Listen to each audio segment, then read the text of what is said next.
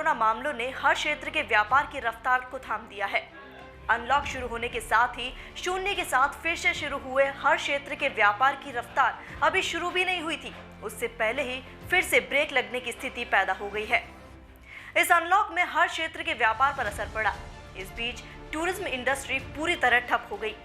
पर्यटन विभाग से जुड़े हर छोटे से छोटे व्यापारी से लेकर बड़े से बड़े व्यापारी को नुकसान उठाना पड़ा। अनलॉक हुआ तो लोग धीरे धीरे जरूरत के लिए बाहर निकलने लगे। अनलॉक में जैसे जैसे छूट मिलती गई वैसे वैसे लोग सामान्य दिनचर्या में लौटने लगे। नियमों और गाइडलाइंस को ध्यान में रखते हुए सरकारी और सार्वजनिक स्थान खोले गए।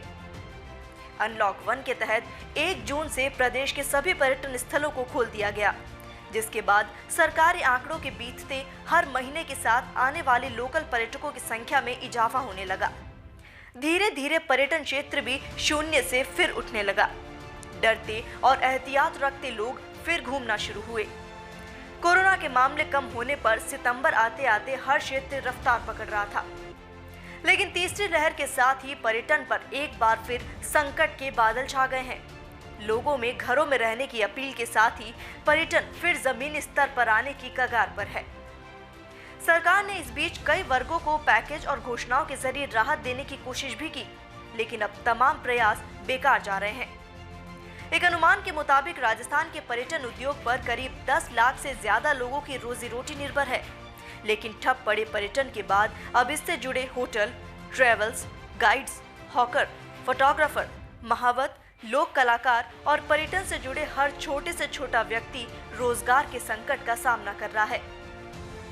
पर्यटन व्यवसाय से जुड़े लोगों ने बताया कि इतनी तंगी उन्होंने कभी नहीं देखी। कई दिनों तक उन्होंने मानसिक तनाव में गुजारे। कामगार बताते हैं कि कई बार आत्महत्या का ख्याल भी आया।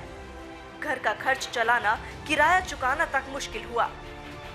होटल से लेकर पर्यटकों पर निर्भर दुकानें, शोरूम सब बहुत बुरे दौर से गुजर रहे हैं। जून से पर्यटन को बूस्ट देने के लिए की गई शुरुआत से उम्मीद थी कि पहले शुरू करेंगे तो सितंबर तक पर्यटन पटरी पर आ जाएगा, लेकिन पटरी पर आने से पहले ही लॉकडाउन का डर फिर सताने लगा है।